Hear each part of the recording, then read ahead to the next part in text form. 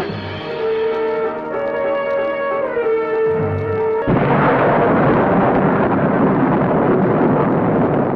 there, it's Heat Ray UK here. This is the Heat Ray UK Bedcast.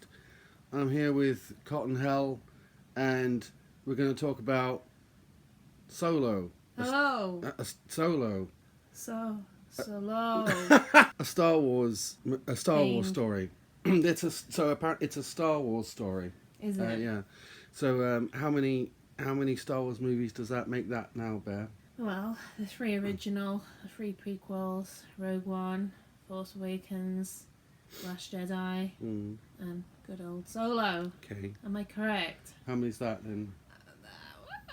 9, 13? Well, there's 3 prequels. Yeah. 3 original equals. That's 6. After I've added an extra 3 in for some reason. Yeah, It's but 10. yeah, it's 10. But you were actually correct the first time. It is 13. Why? Because if you count the Ewoks, the Caravan of Courage, an Ewok adventure, which had a theatrical release, Not a and not a Star Wars adventure. No, An Ewok adventure. an Ewok adventure, and Ewoks: The Battle for Endor, which went straight to video over here, but had a limited theatrical release in the US. And what's the third one I'm missing? The pilot episode for Star Wars Clone Wars, which had a theatrical run both here and in the US. So 13 cinematic outings altogether. So I was correct. You were correct. You Without were correct. even knowing it. Without even knowing you're correct.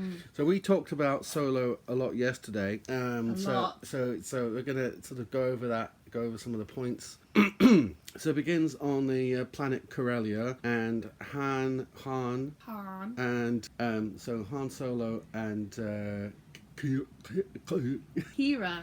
well, it's like A Q. right. Apostrophe. It's Q. Apostrophe. So it sounds like it should be an Arabic name. So it sounds like it should be Kira or something. No. Kira, Kira, So they're running around being scamps. They're a couple of urchins, aren't they? They're a couple of urchins. But they're a bit too old, as I said yesterday. They are. They're too old to be urchins. They're way past urchinhood. I mean, Urchinhood. We're talking. There's a bit of a failure to launch, isn't it? Really. I mean, they're at the age where they should be out, exploring the galaxy, and but they're still scrubbing around like kids. Kids. Yeah. Anyway, without any great sense of urgency. Oh. Right, so Solo. So they're on the Corellia. They're mucking around on Corellia. Too old to be mucking around on Corellia. Yeah. They should have settled down and gotten responsible jobs. Yeah. But no. I can't remember. What happened. Right, because I know that there's this character, Lady Proxima, and she kind of runs things, doesn't she? Runs the shantytown businesses. She runs the crime businesses, and she gets them all stealing stuff. And then Solo does something, and he's brought before her for some reason, and she's gonna off him. And then Kira says, "No, don't," because he's hot or something. And what went down in that scene? I can't remember.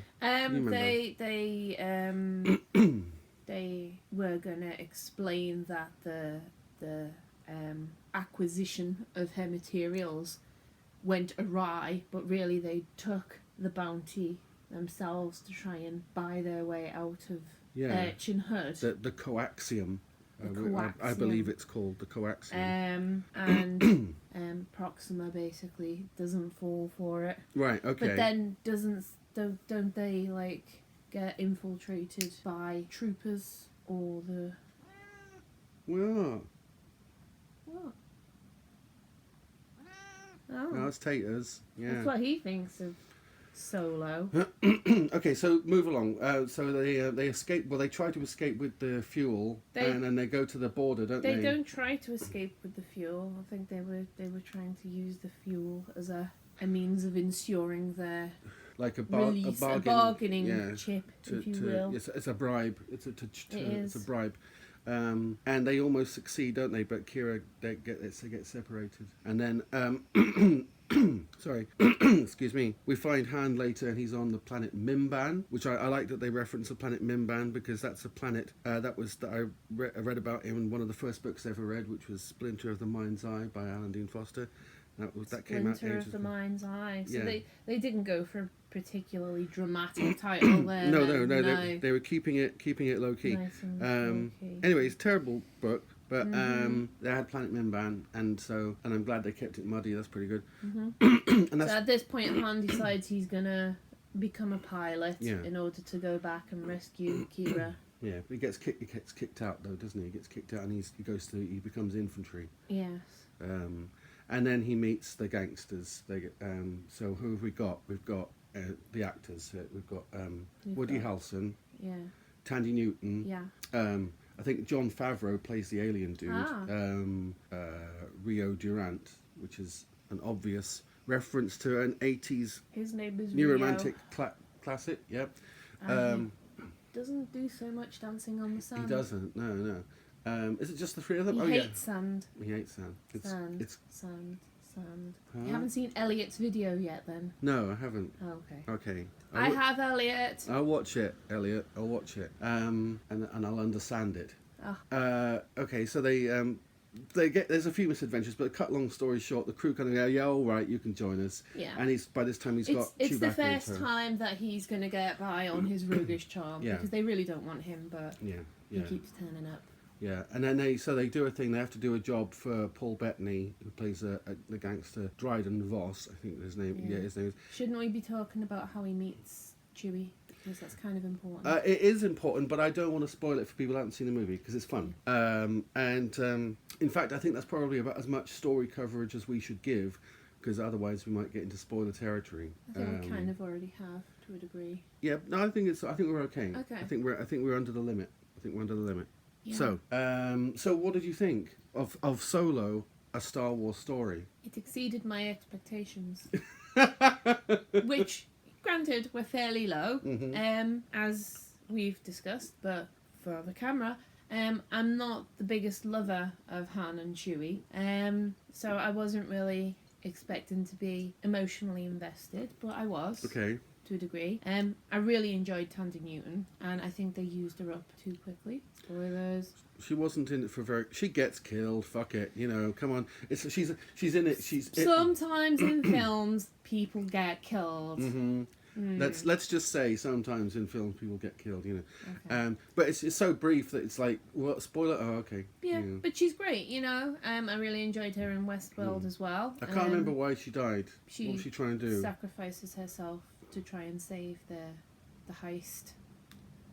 She's by doing what? What's she doing? She's on the platform and she's shooting like the drones, and she needs to Imperial drones or the Cloud Riders. It's before the cloud. No, the Cloud Riders are being dealt with by the people who are trying to uncouple the cars and Beckett and stuff. And oh, I remember they have the Imperial probe droids, don't they? They do have the droids. That's a cool fan service there. We like probe droids. She can't get away on time and let the grenade go off because things go slightly awry. She stays behind and sacrifices herself to ensure the mission goes successful, which it doesn't anyway. I mean, that was kind of angering me a little bit because I kind of felt like it didn't come off anyway, so she sacrificed herself for nothing. I did it all for nothing. Well, it also begs the question, I mean, is that necessarily in character? I mean, they're all basically really shitty people. These apart from Han Solo and Chewbacca, and this was quite interesting because I haven't seen it in Star Wars before. Where I mean, obviously there's bad guys. You get the Empire who are out and out evil, but they're evil in a mythological way. These people they're bad people in a grotty, dark and like They're scum. They're galactic scum. Her death for me didn't make sense on a multitude of levels because as you're filming her, I would be like, damn, she's really fucking good. Yeah. She needs to be in it for longer. But she's probably got to go and do Westworld, hasn't she? She probably has got to go and do Westworld. Secondly, they make a point of showing her and Beckett's relationship with one another and then decide to bump her off. So I can only assume that she killed herself to save him, because certainly you wouldn't kill yourself to say, oh well, at least I'll die, but at least they'll make some money. That doesn't make any sense as a motive. So it doesn't make any sense. It must be because of love for him. It must be out of love for him. I don't know, but I felt. But he's a shitty person, so why would you love him that much? I don't know. And he doesn't trust anyone, so. No. Does he trust her? I don't know. I mean, we're led to believe that she's kind of cut from the same cloth. So why would she trust anyone enough to love them? I don't Because know. if you don't have love, kids. I mean, no, I got that wrong. If you don't have trust, kids. How can you have love? How can you have love? Yeah, that's it. That's it. You This heard it is from it. us. We know. I know. Okay, so So it doesn't dramatically make much sense for me to off air, but anyway. but it works enough while you're watching the movie, Yeah, I mean, you know, I don't as want to. everything does in the movie. I don't want to you know. go commode-wards with things, but you know, I kind of agree. It didn't put any like foot massively wrong, but it didn't really blow me away either. No. But yeah, so that happens. Why were we talking about that? We were just talking about the cast and they were talking about Tandy Newton. Yeah, and that. who was in Yeah. it and shit. Yeah. Yeah.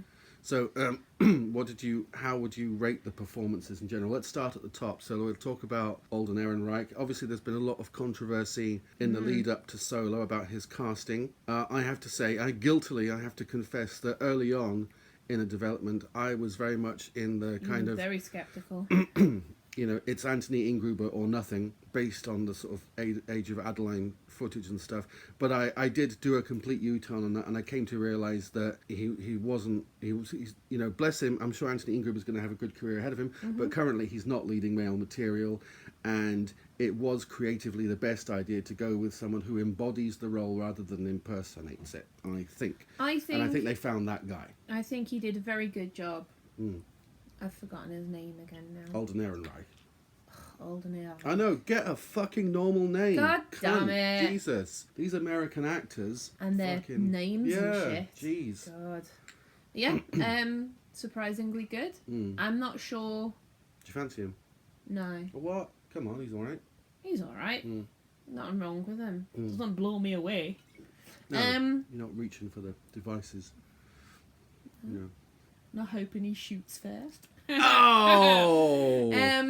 Oh. I'm much more for Woody Harrelson, even though he's Yeah. getting on. I like his kind of Nazi haircut and the fact that he's a bit bad. Yes, he looked like a kind of, he looked like a sort of charming World War One, like German fighter He ace. should have been in but, you know. Inglorious Bastards Yeah, with that yeah, look, really. yes. Yeah, I was all set to go for a bit of Paul Bettany, but he was just too slimy and good in the role for me to be able to go that far. I He's definitely- villainous. He's too villainous. Yeah. Well, I want to get to him. I want to talk about other things that first. Fine. Sorry for not doing things exactly as you think I they should. should I be should done. damn well think so. Yes. So Chewbacca, I guess, like, you know, secondly, obviously no negative expectations about Chewbacca from the audience because he's, you know, it's going to be Chewbacca, unless there are some diehards out there who are kind of, it's Peter Mayhew, or, you know, I'd start sending hate mail or whatever. Well, for But me, Chewbacca, you know, as I've already said, you know, very easy to see. Chewbacca's really constant. You know, I think that comes from the fact that he's meant to be like 900 years old or whatever already Yeah. at this point. So I guess he's kind of, you know, reached a stable personality level. But it's you know, Han and Chewie in this film, it's so easy to see both of them grow into the sort of Harrison Ford and Peter Mayhew versions. yeah. Even though obviously they precede Yeah. them in terms of film. So yeah, nothing at all wrong there. Really good match for how the characters develop in later, earlier films. And yet, on the downside, I felt there was no definitive Han and Chewie moment, or no definitive moment where you go, that's Han Solo, that's the character. It was very much a group ensemble. Yeah. And less of a no pun intended solo movie, really. very much so. And obviously we get the explanation for how he ended up with the surname Solo as well, Yes. which I thought was a bit of an obvious touch, but a nice touch. Yeah. See, people complained about that. They Really? thought some people have said that's really shit, and it's really they didn't like the way that the Imperial guy. They also they didn't like the way that he delivered the line. But I thought it was good because he's entering him in the databanks. So he's using Solo as a category rather than a moniker. He's not giving him his gang name. He's like, right? You know, yeah, Han description of file under Solo. You know? yeah, because he asks them who are your group, you know, who Who are your people? who are your people, Yeah. and he's like, I don't have anyone. So it's not, but it's good. I always wondered, like, whether the Solo meant I'm by myself, or whether it was just a Star Wars sounding name. I mean, I didn't. It wasn't offensive, but it's kind of pointless. I mean, did anyone really care? You know, you just assumed that that's his name, Solo, and Solo. Okay. So yeah, the great performances. No real great stand-up moments though, because it's kind of swamped by the ensemble. Next in line, Donald Glover, Landino. Landino. Landino Calrissian. Yeah. So Childish Calrissian. Landino. I'm sorry, I'm trying to be trendy and internet. It's like that's what people are calling him. Oh really? Yeah, you know. Anyway, Anyway. yeah. So Childish Gambino, aka Donald Glover.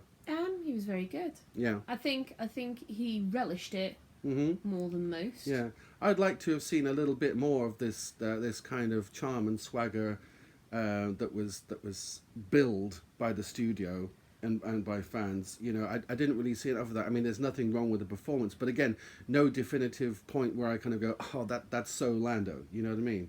Yeah. He just kind of he's all right. He's good and Well, he's got a wardrobe. You know. he's got some capes and stuff. I would be quite happy to watch the Adventures of Landino and L3. You know, but then again, as I'm sure we will go on to further, you know, are they making too many Star Wars films in quick succession? Yeah, possibly. I think so.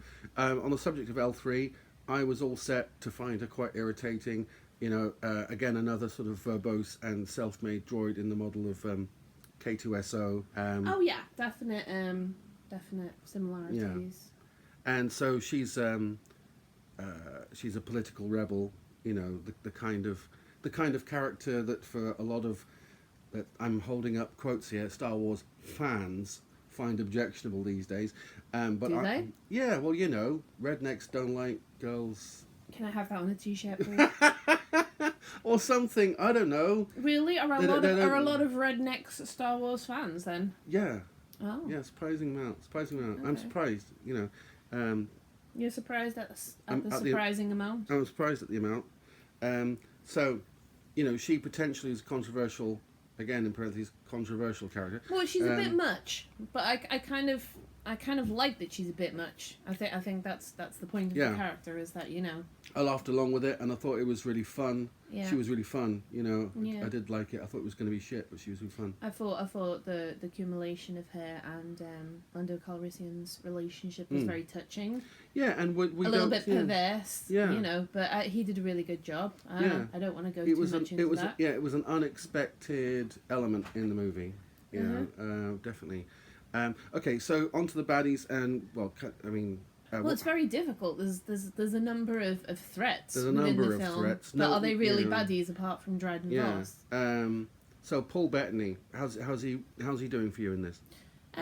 He's doing fine. I like that he's like menacing, but also a very constrictive businessman. It's like, right, okay, what can we do to remedy this when things go wrong? Well, but yet it seems his first choice is always basically to shoot people.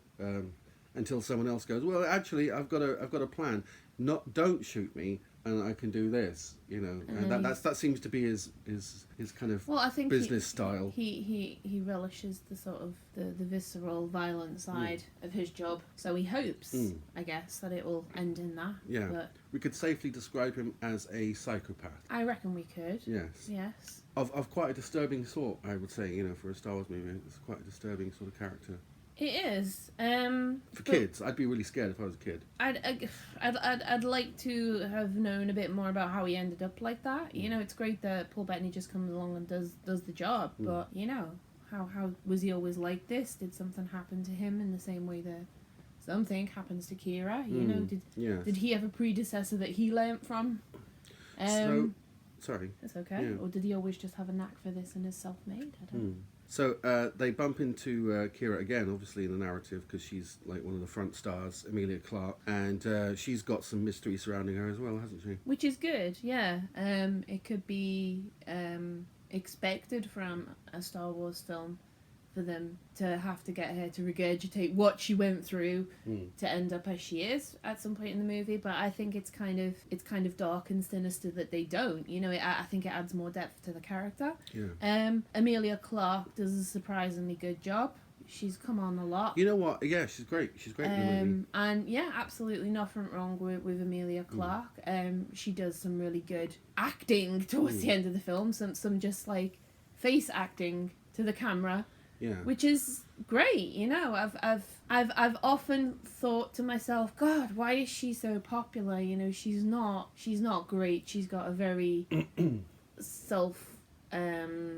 She's quite a visible actor. She's a very visible actor, and she's made me cringe sometime in Game of Thrones. But I was much more on board with her here, and she's improving all the time. So good job, Amelia. Yeah, she's an interesting character because she goes to great lengths to make Han realise that he's a good guy, and that he whether he enjoys it or not, I don't want to say he enjoys helping people, but he knows it's the right thing to do. He's got a moral compass. He puts himself potentially into worse situations in order to do the right thing. Yeah. And she goes to great lengths to make him aware that this is an aspect of his character, despite the fact that she's got some quite questionable motives and has done some quite questionable things. Yeah. So, okay, onto the film as a whole. There's one thing I wanted to point out as an item of praise is, and I really like it when movies do this, it seems to reach a kind of natural conclusion, and then there's this extra chunk of narrative that's that's allowed to breathe a bit more at the end, and it felt like a bonus. It felt like a treat, like an extra kind of layer, and I like it when films do that. As I recall, you didn't feel quite the same way. Oh, I had no problem with any particular part of the movie. As I've said, you know, I liked the beginning of the film. I liked the end of the film. I didn't necessarily see anything particularly wrong with the middle of the film, but maybe just because I was like knackered out watching it when we went to the cinema or what, I don't know. Looking how the characters are developed at the end of the film from where they were at the beginning, I actually felt like the film had been overlong. Okay. But I wouldn't know what in particular to take out of the movie. So yeah, I didn't have a problem with the fact that everything was sewn up, and then there were these little bonus kind of reveals about the characters' personalities, or, you know,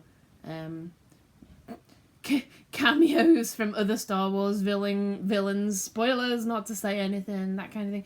Didn't have a problem with that chunk of the movie at all. You know, I just felt like it was a bit of a schlep, all said and done. Right. Okay. So I mean, I think we can probably agree that Solo is not a great or special film by any stretch of the imagination. Would you say that? Absolutely. Yeah. But it is a good-natured film. And I'm sad it hasn't done better on its opening weekend. You know, it's done pretty badly. Yeah. All things considered, and I think that's a shame. Because, you know, it's a good little egg. Yeah, all said and that's done. it. I mean, and the thing is, I'm really hoping that this review will encourage people to go on the second weekend, and I think more people might go on the second weekend than the opening weekend, because currently it's still up against Infinity War and Deadpool 2, and let's face it, you know, most families will go to the cinema once a month at most, you know. Although I have read that it's actually done better than Deadpool 2 on the opening weekend. But yeah, sure, you know, that there will be some viewers who will be torn between the two and ultimately decide on Deadpool rather than Solo. So I'm hoping that people will give this movie a go, and it sounds like I'm not exactly encouraging that by damning it with faint praise when I say it's not objectionable. But it really isn't objectionable, is the thing. It really is singularly not objectionable. It's very competent, and it's not quite great, but it seems to want to deliver entertainment quite earnestly and quite. There's a professional. It wants you to like it, and I don't think it's tremendously ingratiating in that it wants you to like it. And I kind of feel bad that not more people are, are liking it. But there's a Ron Howard sort of sheen of competence about the movie. Yeah, it feels, it cracks along and it maintains a degree of confidence right the way through. Couple of things we haven't touched on because this feels kind of climactic and overall. So what do we feel about Solo? Yeah. The castle run. Right. Okay. So all right. What is the Kessel Run? I still don't really know. No, yes, okay. what part of that whole action sequence was defined as the Kessel Run? Yeah, I don't really know. It was a little bit of a mess. Well, not to say it wasn't dramatic and entertaining, but it's kind of like it wasn't confusing. It was just a bit vaguely defined. Well, yeah. When I say mess, I don't mean confusing. Exactly. It's not a straightforward run, and we're led to believe. I think the movie leads us to believe that Han completes the castle run because he's a great pilot. Yeah. He subsequently uses I made the castle run in less than 12 parsecs in many films, and yet the Solo didn't make enough of a definition of what exactly the castle run was, and it certainly isn't completed. Solo.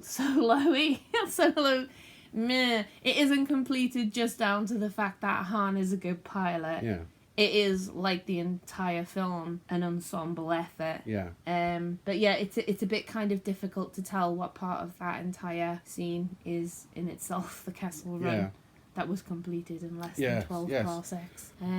It was not quite a Rocky moment. Not, oh my God, you made it. Just sort of. But I think if you said to people, what are the defining moments of like Han Solo's career as a smuggler? Yeah. The top one people would come out with on Family Fortunes is, he completed the castle run in less than 12 parsecs. Right, and then when you're watching this, you're not sure exactly whether it was him that did it, what exactly the castle run is. And I don't know, I just expected a bit more sort of explanation and definition there to what exactly was going on. A little bit more clarity. Yeah, but the great amount of ingenuity, a great amount of the cast working together, and that's all very good. And a big squid monster gets shoved down a glowing space vortex. Which is what you need in every sci-fi stroke fantasy film, really. Yeah, that's good. That's definitely... I think that's definitely a point of recommendation. If I've been too damning and vague so far, then there is that. There's that.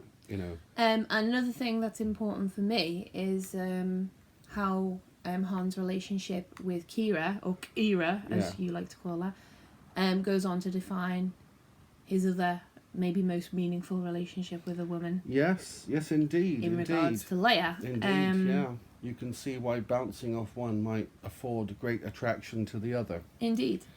Without saying let's say yes. Yes. Okay. Well, I think that covers.